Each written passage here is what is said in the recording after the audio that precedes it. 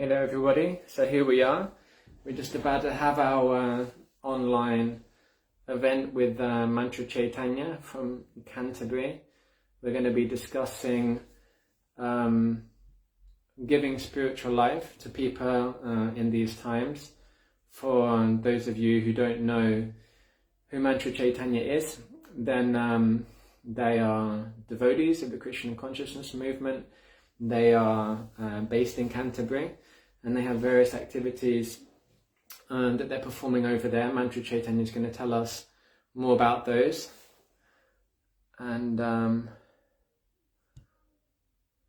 just need to invite him to come.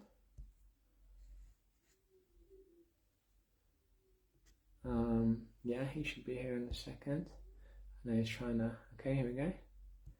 Okay, so he should be joining us right now. With some technical difficulties to deal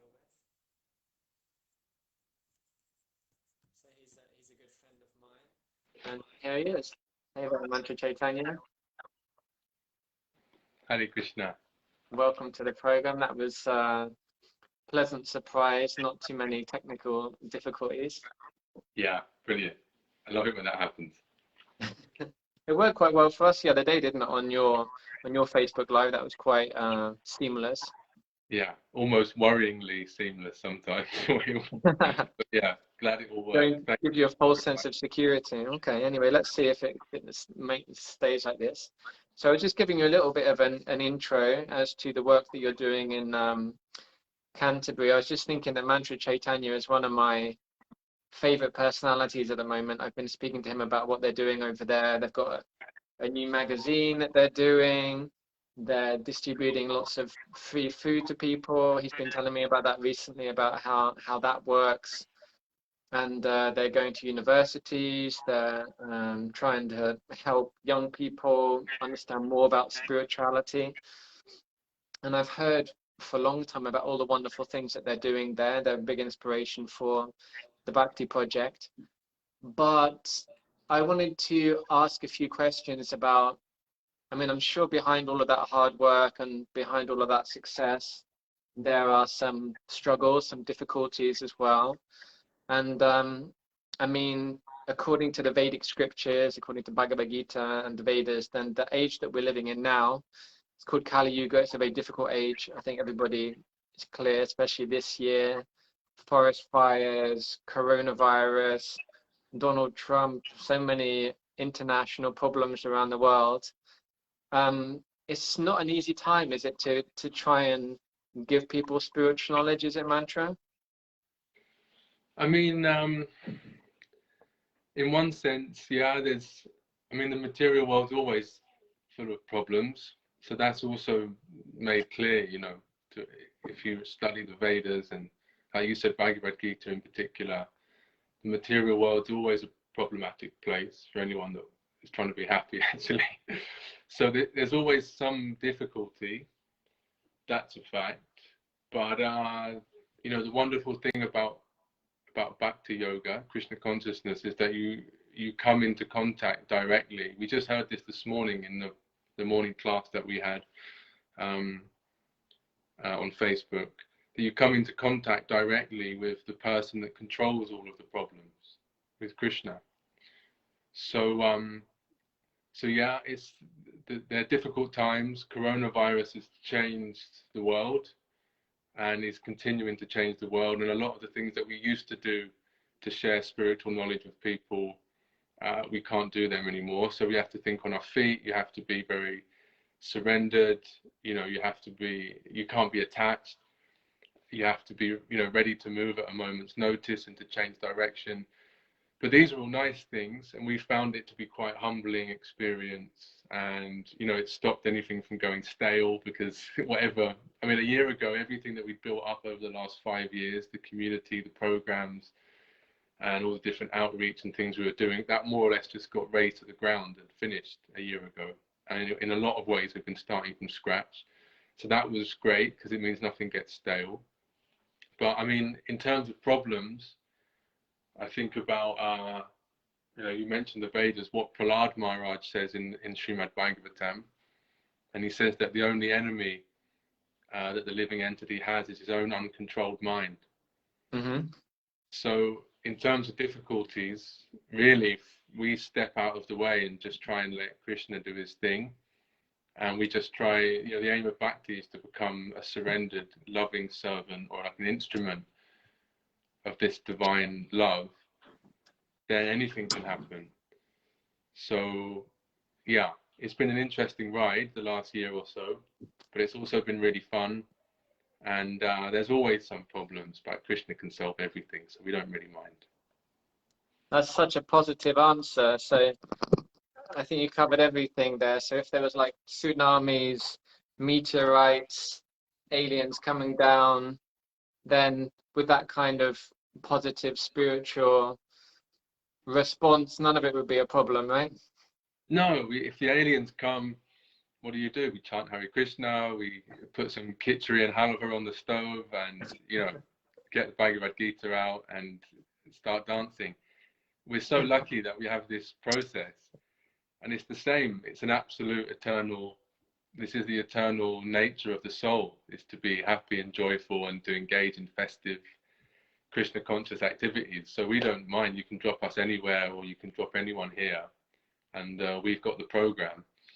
And we know it works because we've been doing it. So yeah, we're okay. It's all right. But I'm not convinced. I mean, I agree. I don't think we can kid anybody now that we're not Hare Krishnas, we're not Vaishnavas, we're not devotees. We are. You can see from the yellow stuff on our foreheads and our lack of hair. But yeah, I mean, that's a topic we're going to be speaking about today, about having all the answers. What does it mean to have all the answers? What does it mean to have, a philosophy, or, we may say like a perfect philosophy or something like that. But I mean, that doesn't mean that you're not in a bad mood sometimes, or, you don't argue with your wife, or you don't sometimes think, this is impossible, I can't do it anymore. Or, I mean, maybe you can say something about that. I mean, there must be struggles, there must be days in Canterbury where you're like, this is useless, it's not happening, I'm going to move to Hawaii and go and preach in Hawaii or something. Or are you serious about, it's all just good all the time, it's all just peaches and cream, and because you're a devotee of Krishna, then you're always happy? Yeah. I mean, I wouldn't say there must be days when it happens. I'd say it's more like there's hours within every day where it happens. It's like, I'd say it's definitely more frequent than that. I mean, sometimes you look around and you just think, sorry, why are we doing this again? This is really insane. This is crazy. What's going on? But yeah, I mean, we live in the material world. None of us are perfect. We're not perfect. And we know that we're not supposed to be perfect in the material world. Perfection exists, but we're not supposed to be perfect here in the material world. We're trying to become perfect. We're trying to become pure, and on that basis, that's something to be celebrated. If you look around, how many people are even striving for perfection? How many people even think that perfection exists? Or how many people have even considered whether perfection exists or not, have even bothered to think about it? Or they're maybe not bothered, maybe they're just so distracted trying to put food on the table, they haven't got the time to think about it. So the fact that we're even trying to attain perfection, that we're trying to become good people, saintly, to cultivate these nice qualities of tolerance, compassion, mercy, wisdom, to become like that, that's incredible in this world. That deserves a pat on the back. So yeah, there's days when you wonder, is it all worth it? And there's days where you think you've gotten it right, and then you find out you haven't, and you've just made a terrible mistake, and you think, oh, is there any hope for me at all? But it's I take great solace and inspiration from hearing about the Vaishnava Acharyas, particularly Srila Prabhupada, whose teachings we're following. We're reading his books, and we're trying to serve him in his efforts to help to save the world, if that isn't too grandiose, an idea. And so when you look at his life, no, it was one setback after another. And so many things went wrong and didn't work, and he had so many reasons to be down, but he picked himself up. And so it's not so much the things that go wrong as how you respond to them. And we try not to focus on what I don't know, but we try and focus on learning whatever I can today and doing whatever we can. And so bit by bit, you end up in a position where, you know, actually, no, you are learned, you are tolerant, you are compassionate. And you can see that in people that have practiced Krishna consciousness for many years, 20, 30, 40, 50 years. They've become incredible people. You know, I know so many people that I'm in awe of them. And when I say to them, what's your secret? They say, no, we just carry on. And, you know, you'll make mistakes and you'll get things wrong and you just continue. Okay, but this point about becoming perfect, I mean, I'm sure if I was to say that to somebody, I mean, I've heard it loads of times, people say, you know, nobody's perfect. And, you know, just the concept of being perfect. I mean, what does that mean? Like, if somebody, like, say you're trying to achieve perfection, or what you were saying, or, you know, it's glorious that somebody is even trying to achieve perfection. But what does that mean if somebody's perfect, that they, I don't know, you know, that they, like, every number they put down for the lottery, it's totally correct, or they don't go to the toilet, or, you know, their car never stalls, or I don't know, like every single act that they do is perfect, because that's what perfect means, right? I mean, there's no faults, there's nothing wrong in what you do. But can you just explain that? What does it mean to be perfect? Yeah, it's a really good question. I mean, first of all, you have to understand, as far as you know, I'm only speaking to my own level of realization. So first of all, we have to understand what are our limitations. Perfection doesn't necessarily mean something is unlimited. You may cook the perfect pizza, for example. You know, someone may say, well, this is a perfect pizza, but that pizza isn't going to taste like chocolate ice cream. You know, it's not going to satisfy everything. No, the pizza has a certain function. The pizza is like a savory dish. It's made of bread and cheese and vegetables, and, you know, and that's what a pizza is. So within the sphere of that particular food, perfection can exist. So it's important for us to understand who we are, and that's at the basis of any real bona fide spiritual path, is cultivating a very strong sense of identity and understanding the nature of the self, practicing self-realization. So we have to understand, yeah, what perfection is, and we understand it within the framework of actually, well, who are you? Who is it that's trying to become perfect? And so Krishna explains it very clearly in books like Bhagavad Gita, that you're not God. So God is perfect in all respects, in unlimited ways, by definition. But we're just parts of God. We're just tiny spiritual sparks. So God is infinite, Krishna is infinite, and we are infinitesimal. We're very small. But we come from Krishna. We come from God. We come from a perfect spiritual source. So we are also perfect. We can achieve perfection because we come from a perfect source. And so if we understand that, then the idea of perfection, if it's refined a little bit, if it's qualified, if we understand it in the correct context, it doesn't seem so far-fetched.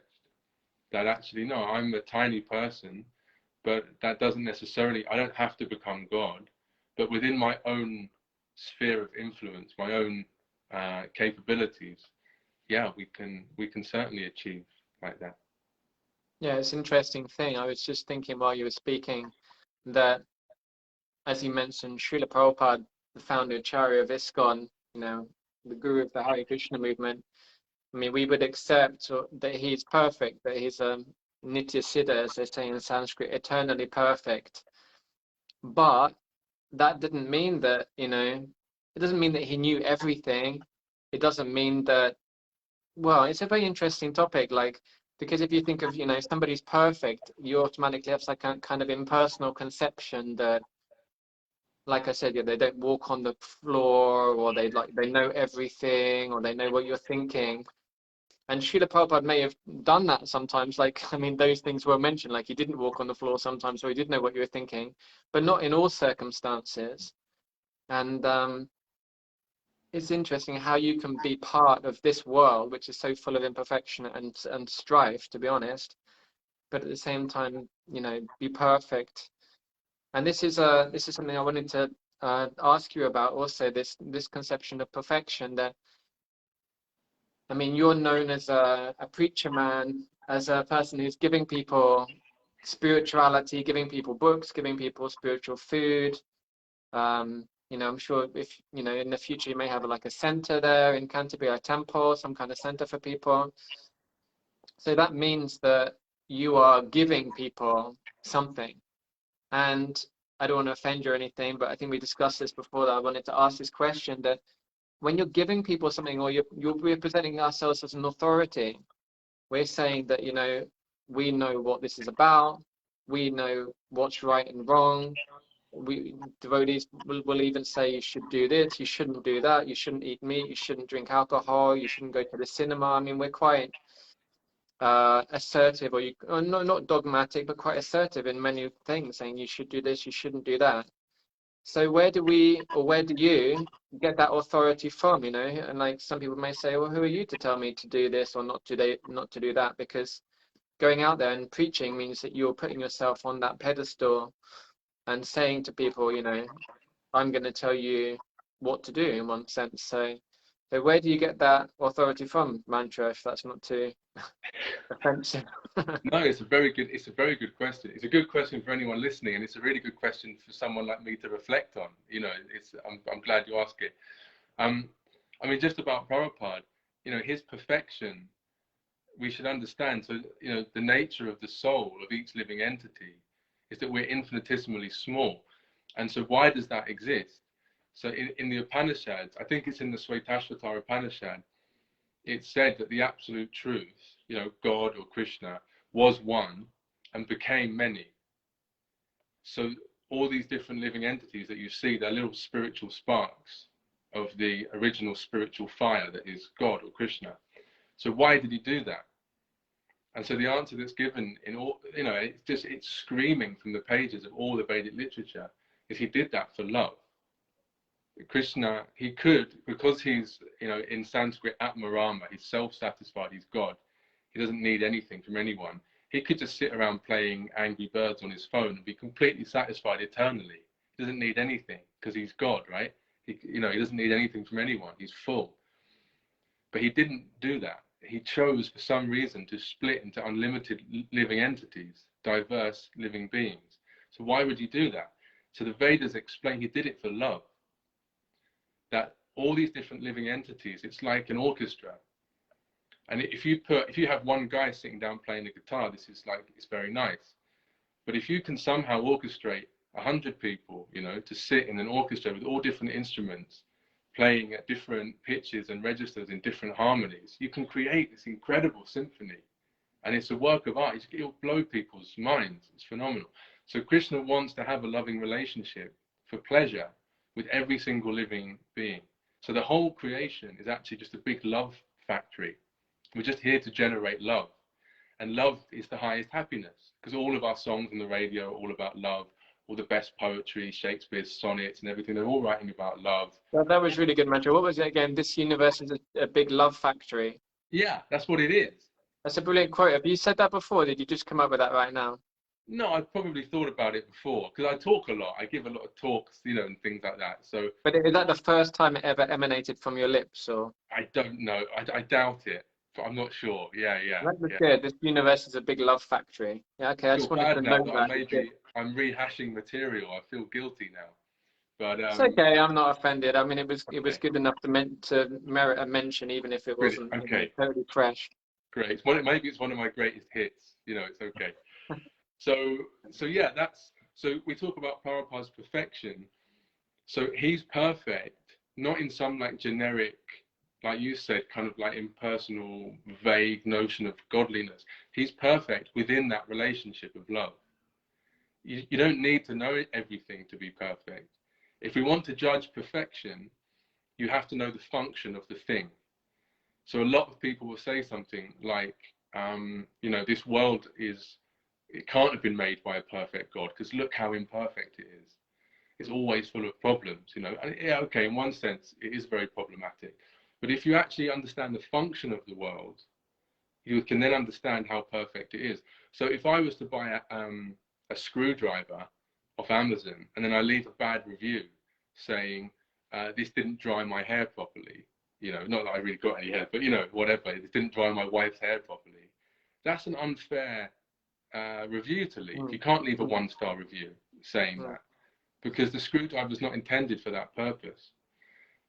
So with something like Prabhupada or with this world, you have to understand what is the purpose of that thing. So the purpose of this world isn't actually to bring us to satisfy our material desires. Ultimately, it's not there to function as our plaything, really. Ultimately, it's there to bring us to a spiritual understanding, and it performs that function perfectly. The material world is brilliant at thwarting your material desires. It's absolutely expert at it. It's brilliant at it. And so Srila Prabhupada isn't meant to be God, and neither are you, and neither am I, thankfully, because I am not qualified in any way. So we're here to love and to serve, and we can achieve perfection in that. So if we want to talk about perfection, we have to understand, what are we judging something on? What's its function? What's its purpose? Then you can see if it's achieved perfection or not. Okay, so you're saying that you can achieve perfection in what we're designed to do, and that it's to serve God. But what are the symptoms of one who is perfect? Like, because we do hear stuff, I mean, not that it's, the thing that I'm most interested in, like walking on water or levitating or stuff like that, but if somebody is perfect, then how would you know? Like, will they be, like I said, like know what you're thinking, or walk above the ground, or I mean, Yeah. there's so many acharyas and Vaishnava acharyas. They did amazing things, like Narottam Das, they called melted like milk into the river, and what was another one I was just thinking of? I can't think of it right now, but different things like that. That, I mean, what if somebody is perfect? Just in case, there's somebody who's perfect in Ashford, and I see him on the street. I mean, what should I expect? How can you tell if somebody's perfect? What will you be like if you're perfect? How do we know if we do become perfect? If that's what we're trying to achieve, how do you know if and when you get there? I What are mean, the symptoms? the first thing that springs to mind is that, when Srila Prabhupada left India, came to America, so it's a fairly well-known story. If anyone's watching this who doesn't know the story, I strongly recommend you find out about it, because it's incredible. Srila Prabhupada left India, came to America. He brought Srimad Bhagavatam, Bhagavad Gita with him, these Vedic texts, and he did it in about the mid-60s. He came, and so at that time there were loads of Indian gurus coming over, like Indian Hindu swamis, whatever they were calling themselves, were coming over. And so the press at the time, especially in America, were saying things to Srila Prabhupada like, so what miracles are you going to perform? Because, to manipulate matter actually isn't very difficult, in the grand scheme of things. To manipulate matter isn't so tough. So some of these, swamis and gurus, they could perform these tricks of like, manifesting fresh fruit out of season, or, different conjuring tricks, really, like that. And they're just yogic tricks. And in India, they're kind of 10 a penny. People aren't really that, they just happen. But in the West, it seems very impressive. So people were saying to Prabhupada, okay, so you're some big guy, you're the head of this Hare Krishna movement. So what's your miracle? What trick are you going to perform for us? And Prabhupada said, my miracle is that I turn hippies into happies. So that is to say that he took disaffected youth, not just youth, but also other people. But he took disaffected youth who were addicted to drugs and gambling. They were not clean. They were mentally disturbed. They were angry. They had dysfunctional relationships with the environment, with their family, with society. And he said, and these people are now very clean. They're very upstanding citizens. They're very learned. They're very hardworking, and they're very tolerant and kind, soft-hearted, compassionate people. So to manipulate matter is one thing, but to overcome it and to not be controlled by it that's quite another. So one symptom of a person that's perfect is that they can lead others on the path of perfection. They have the power within their hearts to help others become perfect, and they do that through love. Krishna also, if we want more detail, Krishna gives lists in Bhagavad Gita on more than one occasion of the qualities. Arjuna says to Krishna, what does a transcendentalist look like? How does he walk? How does he sit? and things like that. And Krishna describes, and later on in the 13th chapter, he lists the items of knowledge, peacefulness, tolerance, accepting a spiritual master, and things like that. So on that basis, we can understand, we can analyze and see, okay, that's someone who's perfect if we analyze it carefully and take the time to do it. And so what qualifies us to do it, I speak only for myself, what qualifies me is actually nothing. I have no qualifications because I personally am so far from being perfect. And so one thing that we always take great care to do, if I'm speaking to a group of people, whether they're university students or whoever it is, I always explain that this is not me speaking. I have no qualification. I'm only speaking what the perfect person spoke. Okay, so now we're speaking about being an authority, right? Yeah. Okay, so what is it that, yeah, because I was asking, so if you're giving a class, right, to your university students in Canterbury, in one sense, to me, it sounds like, you're kind of acting in the position of a professor, it's like, I'm the authority, I'm the teacher. So yeah, go ahead and explain to us what it is that you're thinking, that it's not you speaking, did you say? Yeah, I mean, I'll be honest, we don't just act in the capacity of professor. We'll explain to the students that what we're teaching is better than what the professors teach. And we're not shy about saying it. We're not saying don't get a material education. You probably will need to get a job at some point when you leave university, and you may have a family that you need to take care of. And so it's, we're not advocating that everyone just quits university and whatever, runs off to the forest or an ashram or what have you. But we're explaining that what we're giving is You're not against it either, right? I'd sit on the fence on that one because I'm a member of the chaplaincy team at the university. So if I was running around advocating it, don't worry, I'm sure they're not watching this Facebook Live anyway. I might get in trouble. But I do. Well, I also might upload it to the YouTube channel afterwards. So. Yeah, I mean, I do also say to the students, if you did walk out of here now with a very sincere desire to understand God, spirit, to become spiritually realized, you'll be absolutely fine. Don't worry. So we give them both and we let them decide. But yeah, generally speaking, we don't tell them to leave university, but we do say, yeah, we're giving you a better education. And so we know that not because of anything of my merit. I can't take any credit for it. And so, and how do we come to that conclusion? Well, our teacher also had the same attitude. Srila Prabhupada himself said, I have nothing.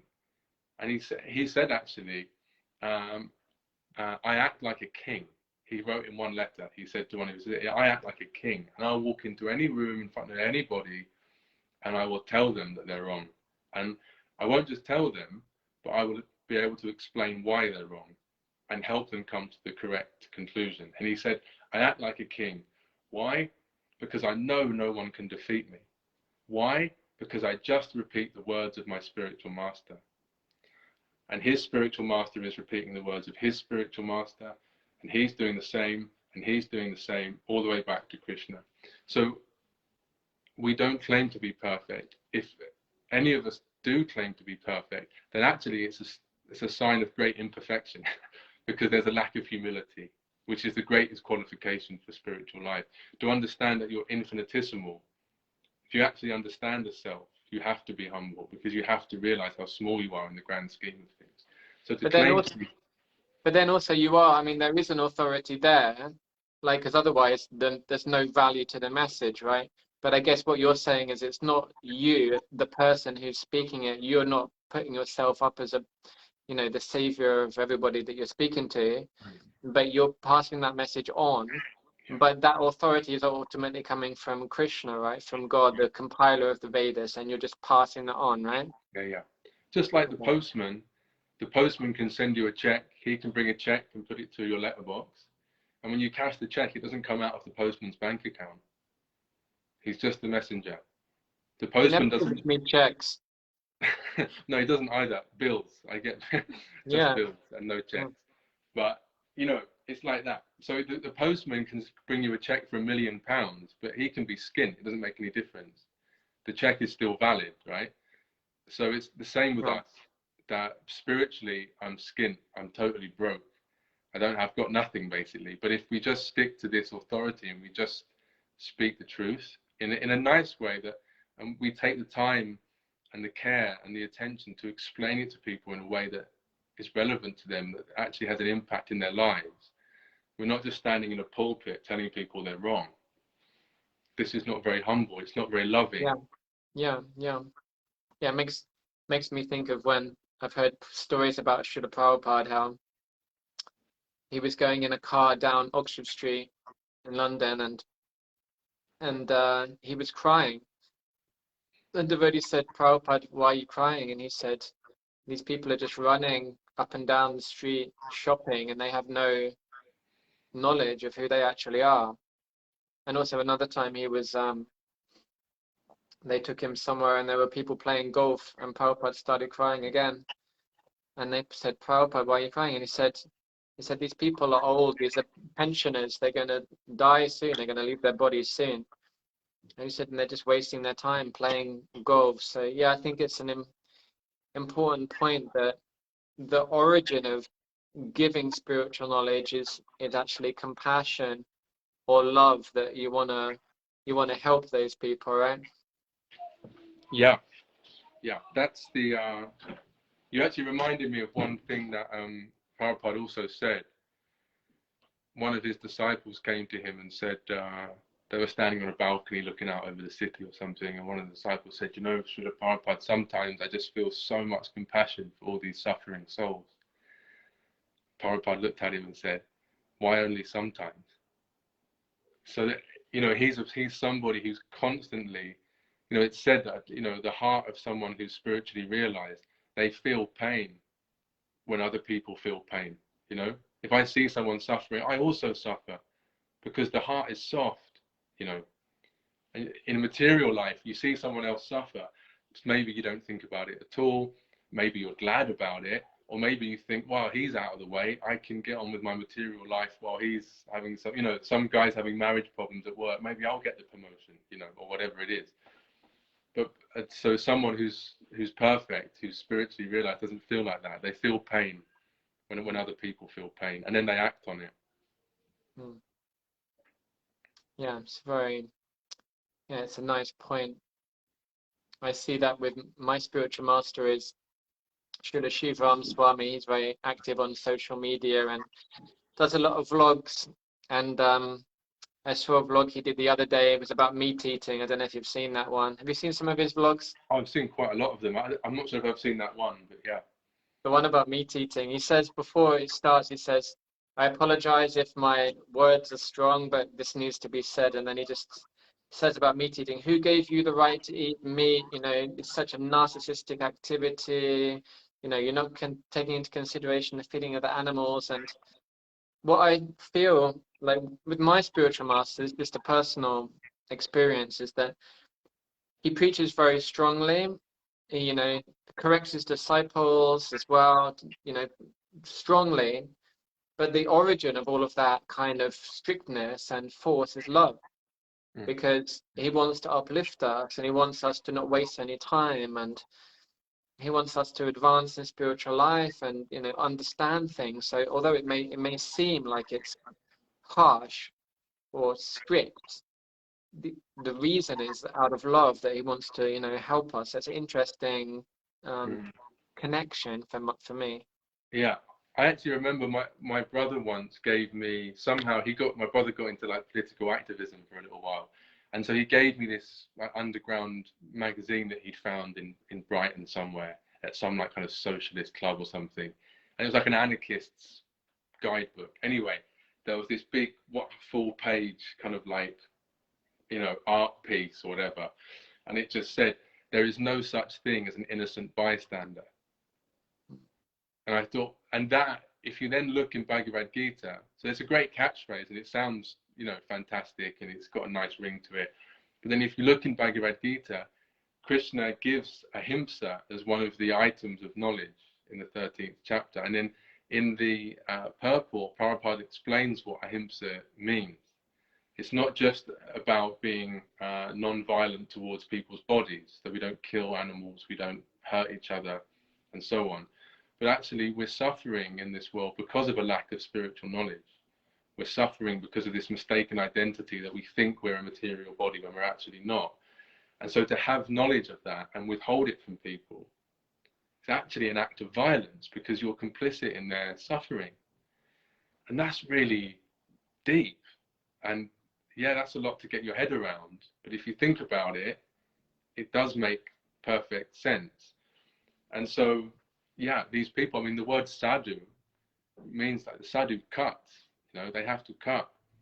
And we may not like it. I mean, I worked with children for like 6 years. I worked in primary schools as like a play worker in play schemes. And at first, I never wanted to discipline the children because I was scared I'd upset them. I didn't want them to dislike me. I was like, I didn't know. And I very quickly learned that it's really good to discipline the children, obviously in the right way. There was no one got hit. There was no physical element to it. But to discipline the child, they really like it and they come to respect you, and it actually really deepens your relationship, because as that child grows, into like a young boy, young girl, into a young man or a young woman, they'll see that you did that as a favor to them, and they're now benefiting from it, as much as it may have been difficult at the time. So yeah, it's sometimes communicating spiritual knowledge to people. We do have to say things that people don't want to hear, and I have to hear things that I don't want to hear sometimes. Yeah. But it's like taking medicine. It doesn't always taste great, but you just got to, get it down you sometimes. Yeah. Yeah, I think one problem is, in these days, we all think that, it's a democracy, we all have our own opinion, and, who is anybody to tell me what to do? And, we're all kind of rebels, and it's like, we're all the same, why should I, listen to anybody else? But in terms of spiritual life and learning, and just in terms of learning something like in school, then you have to accept some kind of authority. You can't say, well, I know everything, so, don't tell me anything. That's a good way to stay ignorant for your whole life, right? Yeah. And we need authorities like the police, because there's always going to be somebody, who's not going to behave, and that needs to be addressed, and people need to be corrected. I'm not saying the police force that we have is perfect, and I'm not saying that the prison system we have is perfect, but the point is that it needs to be there. Something like that has some kind of corrective element, has to be there, and it should be done in a loving mood, as a service, that it's done out of love. And that's where you see people like you mentioned, your spiritual master Sri Ram Swami, his spiritual master Srila Prabhupada. They're people that they're actually able to give this, and they're able to speak strongly because they do it in a mood of service. They're not out for self-aggrandizement, to create a big name for themselves or to control people. They have nothing. They're already happy inside because they have this relationship with Krishna, which is totally satisfying them. So they don't need anything from me. And I think it says in the Bible, my cup, it runneth over. So their hearts are like so full that the overflow of love from their hearts is then coming out to us, and they're able to give. And so on that basis, they can speak these words. And then we should try and accept the words of those authorities in the mood that they're given, that they're giving it with love. And so we should try and receive it with gratitude, which is difficult and easier said than done a lot of the time, because we can be very attached, and we all like to think of ourselves as our own authority. So it's not always easy, but, in Bhakti Yoga, it's a great philosophy. It's a beautiful lifestyle. We have such nice food, such nice songs to sing, so many nice people. Like, I feel really genuinely blessed that, that you're now living not far away from where I am. So we get to spend time doing things like this with great people. So there's a lot of stuff in Krishna consciousness that can take the edge off some of the more difficult things, which everyone has to go through. Even if you're not practicing spiritual life and you get married, whether you're a man or a woman, you're still going to get told what to do by someone else, It doesn't matter.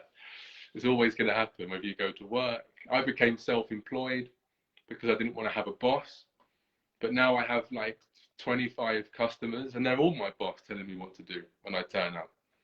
So I got rid of one boss, and now I've got 25 more. So you always have to do what someone else, and accept a different authority from other people at some point. So you might as well make it a spiritual one, and one that's going to make you really happy. Did you say even if you're a spiritual person and you're married, you'll get told what to do? Well, I said even if you're not practicing spiritual life, you still get told what to do if you get married. And I said, What if you're if you're a man spiritual and or you're a married? what's that? What if you're spiritual and you're married? Yeah, that also happens. Yeah, yeah, that also happens. But I'm lucky because I married a perfect person, so it's no problem. It's okay. Yeah.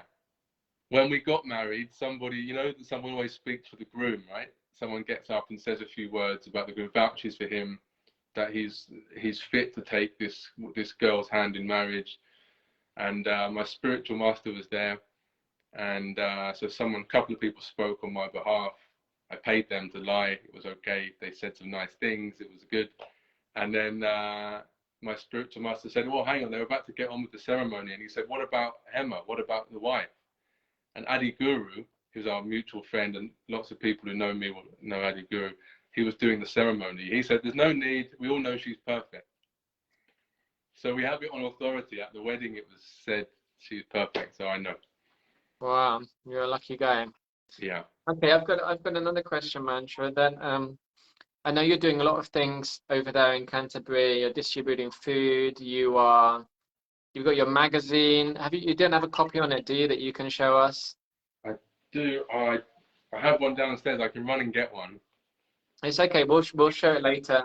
You Yeah. got like a magazine that you've put out, and you're doing a lot of stuff on social media as well. I heard that you did a video recently, which has become quite popular. Janavi shared it, and a lot of people are looking at it. I think it's on your YouTube channel. Do you want to tell us a little bit about that?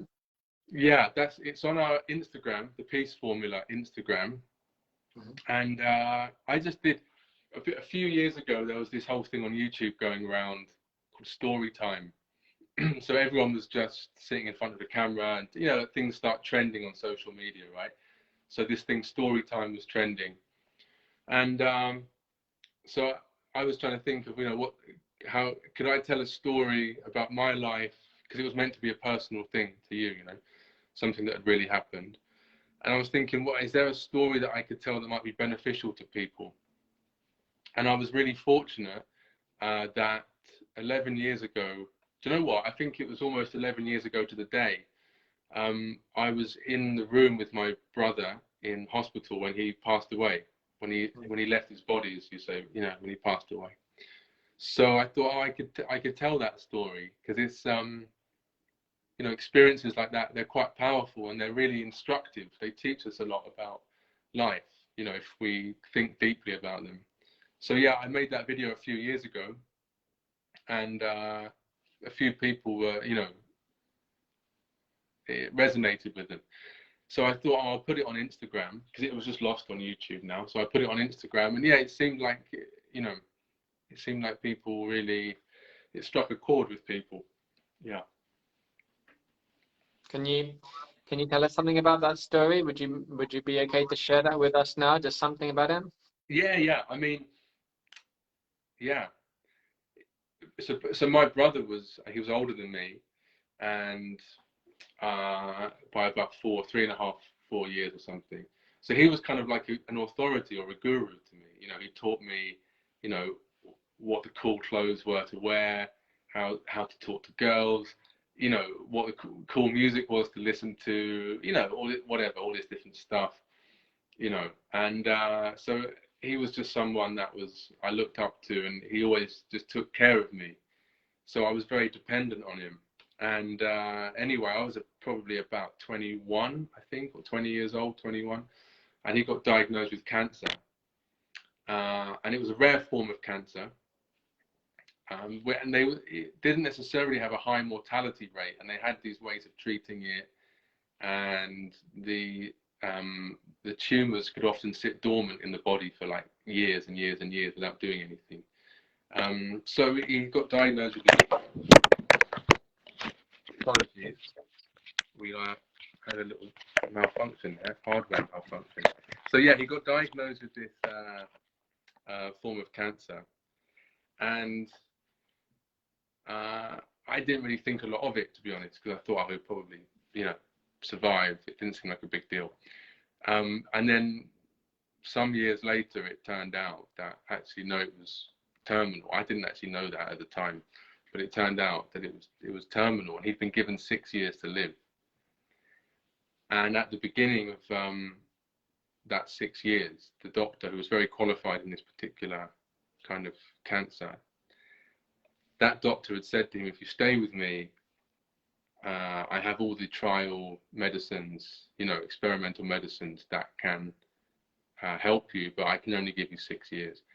And upon hearing that, my brother basically, I mean, he was very upset. And of course, you know, you can imagine the kind of emotional turmoil that goes through when you're 20, whatever he was, 25 years old, maybe, or something, 24 years old. And he's a very successful person. He was a model, a DJ, you know, like materially speaking, really had it going on. And then all of that was just pulled out from under his feet. And so he decided at that point, he said, well, I need to figure out. So I've got 6 years now to figure out what's going on, because what happens to you after you die, I don't know. And I need that information, because based on that information, that's going to dictate the next 6 years of my life. So if nothing happens after you die, you can probably just drink and smoke and, you know, whatever, do whatever you like, right? But he was like, I need to figure this out. So he went on this mission to try and find out, you know, what happened. So he stayed at Catholic monasteries. He went to India, traveling. He loved India. He went to Africa. You know, he went on these Vipassana retreats, these 10-day silent Buddhist like kind of meditation retreats, all sorts of things. He studied a second degree. He got another degree. He started studying it in comparative religion. So he was studying Islam and Sikhism and Sufism, all these different things. And so, yeah, anyway, the time came. I was really impressed that he didn't really strike me as somebody that was scared. In fact, it felt like he was like, this illness had liberated him, and it kind of almost like freed him in a way. And he was just a real force of nature, you know. He didn't seem perturbed by it. But by the end of his life, he was just living on a boat in London somewhere, you know, with hardly any belongings, totally detached. If someone came up to him in the street and asked him, you know, if he got 50p for a cup of tea, he just emptied his pockets and, you know, whatever he had, 20, 30 quid, he just give it to him. He was really detached from this world in a lot of ways, and I was really impressed by that. But I didn't know that his illness was terminal. So yeah, one day I got a text message from my mum saying, you need to go to this hospital in South London. Your brother's there, and we need you to go there. So I went there straight away. I was the first person there, and I turned up, but I was completely on my own. There was nobody else in the hospital. I thought my whole family would be there. And I turned up, and he was in a coma. And I was like, oh man, this is like really, I thought he was just there having a routine operation, or, you know, whatever. But he was in a coma, and I was like, oh no, this is like really serious. Anyway, long story short, within 48 hours, they turned off his machine. He'd had some tumors in his brain that had just gone out of control, and you know, whatever. So we had to have this conversation with the nurses. I didn't even know he was terminally ill. So I had my whole thing at this time. I saw us getting old together, and we were really close, like incredibly close. And I saw us getting old together. That was my whole thing. He'd always be there. And so then I had to sit in a room with a nurse and help make the decision that we would turn off his machine and whatever. So yeah, that was the video. It was really explaining that event in my life, and one of the big impacts that it had on me. And one of the impacts was that, and I mentioned it in the video, was, you know, 4 days beforehand, I'd been to a football match with him, because we used to go to West Ham and watch the football together now and again. Why And I West Ham? remember, You're not from East London. well, I was born there. My family are all from, I was born in Walthamstow, and all Really? my family are from East London or Essex. And then we Really? moved here when I was a little kid. I didn't know that. I was born in Barking, and we were living in Ilford. Oh, I lived in Ilford till I was 3 years old. No, I Yeah, lived in Ilford till I was 5 years old. wow. Do you know Wanstead Park Road? Yeah, I do. I do know Wanstead Park Road. I know it That's very where we well. live. That's amazing. I didn't know that about you. I didn't know that either. Far out. Yeah, so anyway, my sister lives next door. It's the football ground. Upton Park isn't there anymore. They knocked it down and built flats. But my sister lives right next to the football ground, or what used to be the football ground. So we used to go and see my sister, go to the football. We've got some really close friends that run a Christian Baptist community there. So we used to go and spend time with them, and, you know, like that. So 4 days beforehand, I was with my brother watching the football. I seem to remember it was a dreary sort of 2-2 draw Wednesday night, pouring with rain. under the floodlights kind of thing, you know. It wasn't particularly exciting. But we were having a really good time. And then after he'd passed away, the doctor will say to you, I think this is probably a routine thing, he'll say to you, you can go in and say goodbye now if you want. And so, of course, all my family were like, no, he's not there anymore. Why do I want to go and say goodbye? He's not there. He's gone.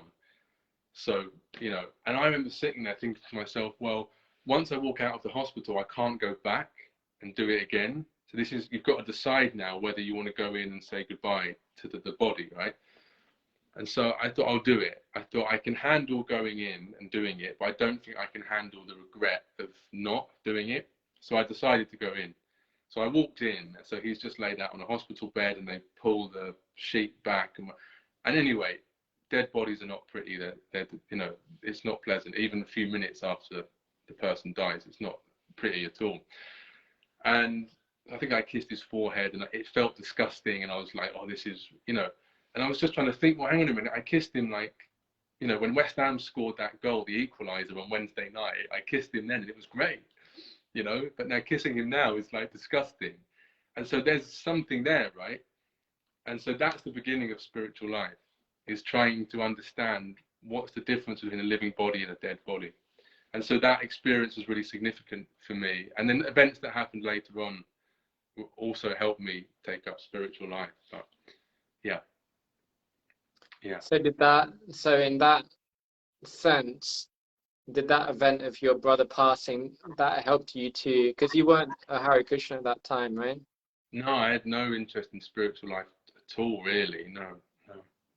But it kind of planted something in your mind, and then I think you told me one time that he'd also been reading the Bhagavad Gita as part of his research before preparing for death, right? So yeah, he was, like I said, really into meditation. He was always trying to get me to meditate, and I had a friend who was a musician friend of mine who was going to AA, and so in AA you get encouraged to meditate. You know, it's not mandatory, but they encourage it. And he was trying to get me to go, but I never really did it. And I remember, you know, I used to be really into like taking LSD and things like that and experimenting with my consciousness, you know, whatever. And I remember thinking, well, I really wish I could be high like this all the time and never come down. But anyone that tries to do it with LSD, you go mad within a week, you know, or whatever. It's just not practical. It's, you know. So, and then I somehow had this like inkling that no, George Harrison and the Beatles used to meditate, and that's how they did it. You know, there was some like in the fog of my mind that something was bubbling away to do with that, but I never acted on it. It was just sort of there. And so, yeah, when we went to my brother's things after he passed away, his girlfriend, I mean, he had so many books on religion and spirituality and like hundreds of books on it. And he also tried things like he got into political activism, environmentalism. He was trying to different things to make sense of the world and his place in the world, you know. He got really into it. He went to Berlin to go and see Obama. There's a really famous picture of Obama giving this speech in Berlin, and there's like hundreds of thousands of people there. Who giving a speech? Barack Obama. Oh, okay. When he was just about to get elected, that was a big thing at the time, you know, like it was meant to be a new beginning for the world, right? That didn't really work out, but anyway. And like, if you look at that picture, my brother's at the front row in Berlin. He went all the way to Berlin and camped out overnight or something so he could be at the front to see Barack Obama. So he was really passionately into trying different things. Anyway, he got as far as spirituality, and that was the thing that helped him actually make sense of things. And so when we went through his stuff and we were sorting out his belongings, his girlfriend handed me 2 books and said, out of everything that he did and everything that he read, these 2 books were the ones that helped him make sense of his illness and his mortality, and then how to live life accordingly. And one was the Upanishads and one was Bhagavad Gita. And she said out of the 2, it was the Bhagavad Gita that was the one. And so I had a kind of realization there that my brother was given 6 years to live. Now, he could have been upset about that and then walked out of the doctor's surgery and been hit by a bus. You know, just because you get 6 years to live doesn't mean you're going to live for 6 years, right? But he got given 6 years to live, and he decided on this basis, I have to make some inquiry into who I am, and is there life after death, and does God exist, and all these different things. And I realized that just because we've all got a terminal illness, every one of us. It's called, it's called life. The material body is a terminal illness. We're all going to die, and no one actually knows when. So I thought, if he made that decision, that because I'm going to die, I have to make this inquiry, why should I not do it? Everyone should then do it. It makes sense. And then later on, I found out, famously, in the Vaishnav texts of Bhakti Yoga, Parikshit Maharaj, at the start of the Srimad Bhagavatam, is cursed. The whole Srimad Bhagavatam is kind of starts with that story, that he's cursed to die within 7 days. And so he, being an elevated soul, he then says, okay, so what should I do? And he goes and makes inquiries about the absolute truth. So yeah, I got that Bhagavad Gita and decided I have to try and find out about this, partly to get to know my brother a little bit. There was that element. But I wanted to know about it. And then I ended up meeting the Hare Krishnas, and it's Krishna consciousness. It's just, I tried everything. I was going to the Buddhist center. I was going to like 4 different churches, talking with yoga teachers and reading different philosophers and whatnot. But once you taste Krishna consciousness, I mean, it helps to make sense of everything, including all those other religions and things like that. So, yeah. Yeah, well, as well as us being born, were you born in East London? Yeah, in Walthamstow, yeah. Yeah, you're born in Walthamstow and living in Ilford, as well as us having that in common. And yeah, we also have that in common, as I told you before, that we both had brothers that passed away. So thank you so much for sharing that story. It's very deep and amazing, like as devotees we would say, arrangement of Krishna, that you saw your brother go through this intense spiritual search, and then also that spurred you on, partly because you wanted to know your brother better, partly because you'd seen, difference between the body when it was alive and when it was dead, and this whole event in your life. I'll just share a little bit from my experience with what happened with my brothers, because I actually had 2 brothers that passed away. And like similarly to you, the first one was my older brother. He was 10 years older than me, and he was very good looking, and he was an actor, and he was very popular. And I remember him taking me one time when I don't know how old I was, probably about 5. He took me in Ilford to all these different houses, and they all had different girlfriends in. And he would say, don't tell any of them about the other one. So he was like, very popular, very cool actor. And then he was in America. He was working in a circus, like doing acrobatics and stuff like that. I'd been over there to visit him with my mum. And one day he was just on a moped, and he got hit by a car, broke his neck, and left his body and died immediately. And he was 21 years old at that time, so I was 11 years old. And yeah, I still remember. I remember when my parents divorced before then. My dad, he arrived at this. I was staying at my mum's boyfriend's house. She was there as well. And my dad just arrived all of a sudden in the middle of the night with the news that my brother had, just died in an accident in America. And I just remember that moment, and just totally changed my life. As an 11-year-old, he was kind of like my hero, like a superhero, just like so cool and together, and like a real role model for me.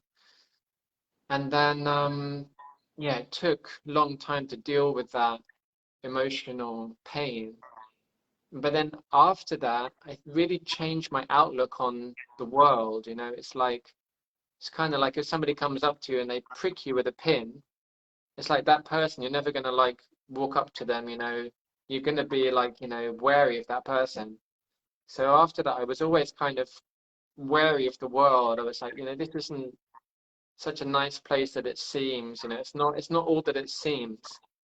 And I think if that hadn't happened to me, I wouldn't have become a devotee. I became a devotee when I was 20. But if that hadn't happened, I don't think I would have become a devotee. I wouldn't have had that experience that the material world can be a very bitter place. And then the other brother, that was a totally different experience. He was my younger brother. He was my half brother with my dad and his new wife. And he was disabled when he was born. He had a very rare disability called Palazius-Merzbacher syndrome. And he couldn't talk, he couldn't walk, he couldn't crawl, he couldn't do anything basically. But he was quite angelic, and he's kind of like a baby.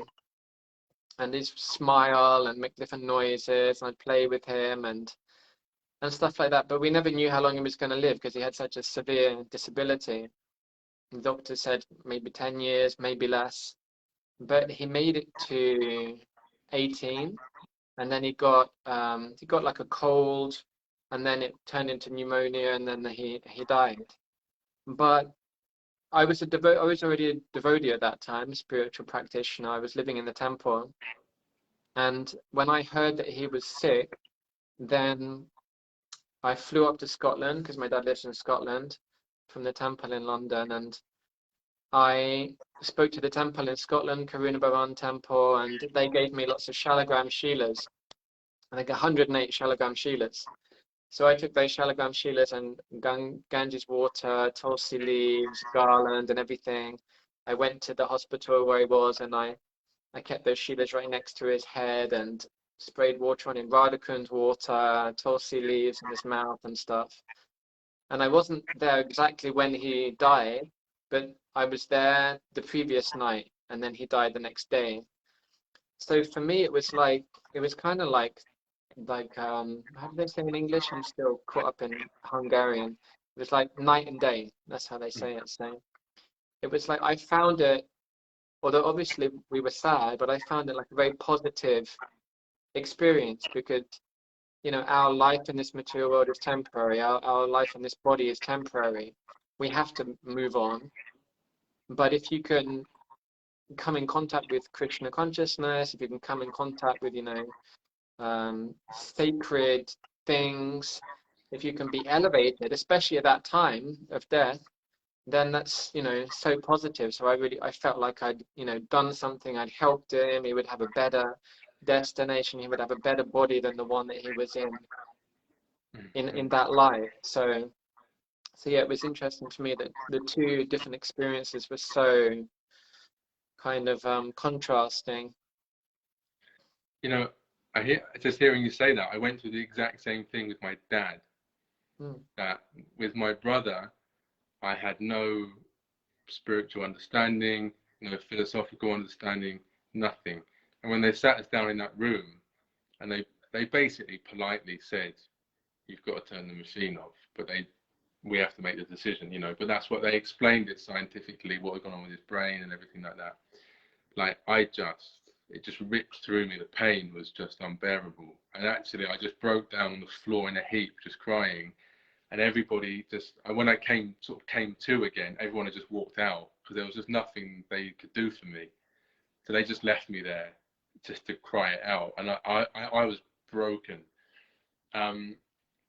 And I mean, something happened there, which was also, it's just come to my memory, was that I remember thinking, oh, I'm just going to go out on a bender. So I used to drink and whatever, I was thinking I can just go out and just get so drunk. And I had a plan to smash up all the cars in the car park because I was really angry that it had happened. And I was like, no one can even tell me off about it because I'm grieving, So I had this, and something just clicked in my head and said, no, you have to look after your brother and your parents. Something just clicked that, no, I wouldn't have used that language now, but you have to serve. You've got responsibilities and duties, and you can't just be selfish now. You have to give. So that was a big turning point. But the contrast that I was thinking about was that with my brother, it was just unparalleled pain that I just did not know how to deal with. And when my dad passed away, now he was in his 90s then, so that's it. When an old man dies, it's a bit of a different experience. But when my dad passed away, I'd been practicing Krishna consciousness for a while, and I was distributing books. I was doing book distribution in the hospice to all the nurses and the people that are in the staying in the hospice. And then, yeah, my dad had like garlands around him and tilak and, you know, all these auspicious things. And when he was cremated, he had, you know, Harinam Chadar and Tulsi and everything like that. I went Wow. into the funeral place and wrapped him in a Harinam Chadar and everything. So, and you know what, with my dad, I've never cried once. I've never felt even the slightest bit of pain, regret, remorse, nothing. Totally free, you know? Mm. And with my brother, it took me a long time to work through all of that and the grief and the attachment and the not knowing. And with my dad, I just followed these, you know, you could call them rituals, but I would call it like a science, a scientific process of how to, you know, leave the body or how to grieve and so on.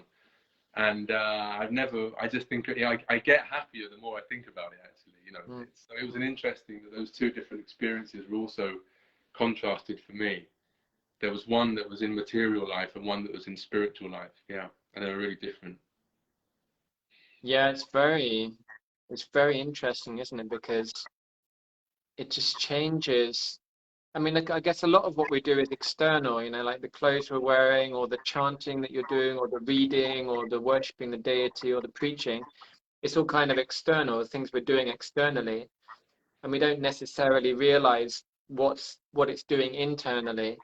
But then when things come up like that, say a death in the family, you can see, you know, like where, you know, who am I? How am I going to deal with this? And yeah, for me, it made a big difference. Sounds like it was very similar to you. Yeah, yeah. And it was yeah, it gives you some kind of, I mean, you mentioned right at the beginning, you know, do you have times when you think, is this really worth it? Am I doing this right? What's the point? And so on. And you have moments in your life when things happen, and I think to myself, well, 5 years ago, 10 years ago, how would I have dealt with that? And I think no, slowly, almost imperceptibly, no, I'm changing. And sometimes you might bump into someone you haven't seen for 10 years or something, and they're like, "Wow, man, you're like, you know, you've changed. You know, you didn't used to be like this." And so it gives you some heart, it gives you faith, and it helps you to think, you know, it's a little reminder that no, this is the right thing, and it works, and it's okay. Yeah. Yeah. Well, there's so many other things I could talk about with talk about with you, but I think we should probably not turn this into a 5 hour bender, as you use the word. Okay, Lynn's just asking the question, so let's see what she says. By the way, nice to have you all here with us. I know this is the first interview we're doing. We're going to do this every week. We've had very loyal viewers here. There's been like between 8 and 10 all the way through the last hour or so. Wow. Hour and 10 minutes. So thank you so much for joining us. I can't see exactly who all is right now, but Lynn has the comments. Let's see what she says. Hare Krishna, thank you for a very interesting class.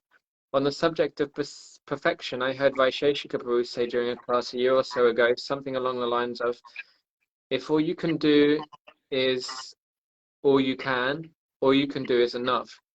So really, if we're doing our best within the limits of our personal circumstances and following the, just moved, following the four regulative principles, chanting 16 rounds and reading the Vedas, how do we stop ourselves from becoming complacent and thinking we've reached our own personal perfection and there's no further we can go? Do you want to comment on that, Mantra Puri?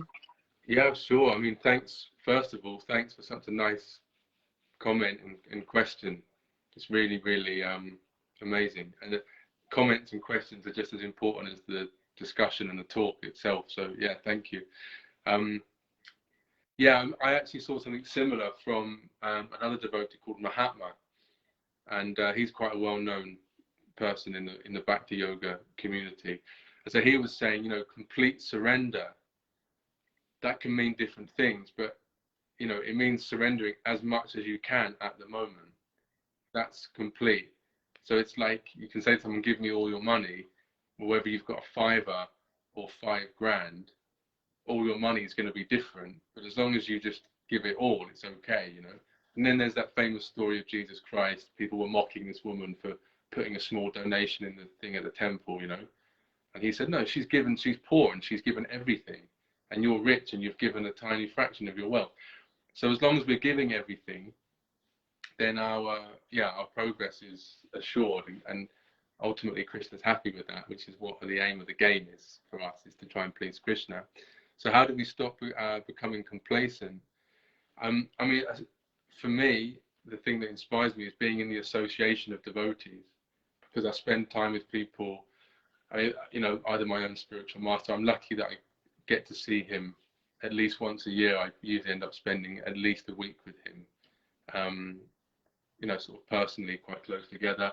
But also people like Tarun Krishna Prabhu, like yourself, like Adi Guru, who gave the talk on the Hare Krishna Canterbury Facebook this morning.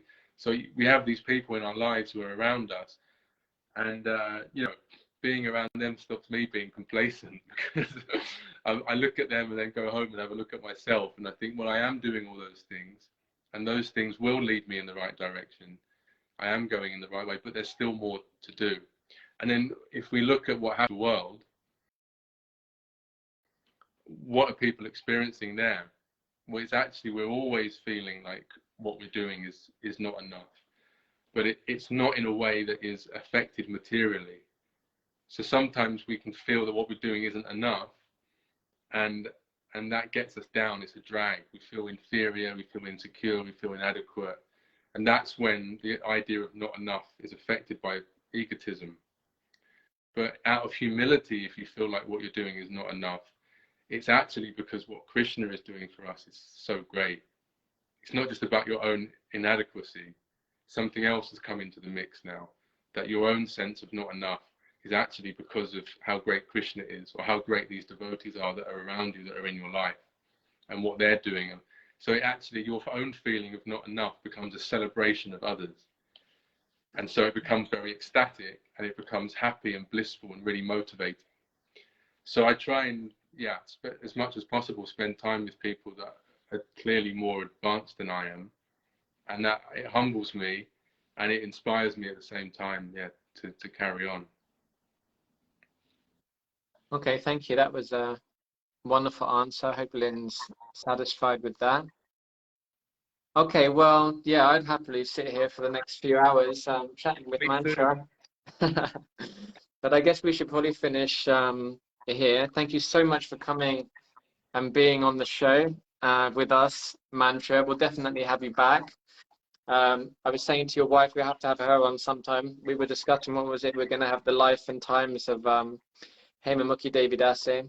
Yeah, she's a gem. If you can coax her into doing it, then great. But she's very shy, but she's a real gem. So yeah, I'll do my best to help you get her on here. Yeah, for sure. Okay, I've got a whole list in my head of all the wonderful devotees, spiritual practitioners I want to have on the program, and all the different things we want to discuss. And I just think that if I'm going to speak to them for 1 hour, it's going to be so many things that I'm not going to be able to discuss with them in there. So who knows, maybe we'll do some like longer interviews and stick them on the YouTube channel and stuff, because there's so many important things to talk about and discuss with devotees, and it's all such juicy, tasty stuff. So thank you so much for taking your time, Mantra Chaitanya, and sharing with us so many wonderful things that Mantra Chaitanya and Hemamukhi are doing in Canterbury. Please check out their website. That's the Peace Formula, right?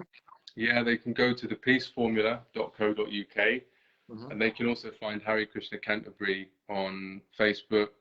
The Peace Formula is also on Instagram, Facebook. Yeah, so please check out what they're doing. Please have a look at Mantra Chaitanya's video that he put up. And if you want to connect with them in any way, there's so many wonderful things they're doing in Canterbury. They're distributing 150 plates of food every week for free. They're also just starting this magazine, and they're into having volunteers help them collate them as well. There's work to be done with that. So in any way that you can help them in their activities there, it will be a blessing for you and for them. And yeah, well done for all of the sterling work that you're doing. And thank you so much for taking the time to come and be with us. Thanks for having me here. It's great to be the first person. What a privilege. It's great fun. Thank you so much. Okay. Thank you. Thank you all for taking the time to watch this video, whether it was live or we'll we'll save this and post it on our YouTube channel as well, the Bhakti Project. So if you're looking at this at a later time, thank you for watching it. Stay tuned, and we'll have lots more interesting interviews in the future. Okay, Hare Krishna. See you all soon.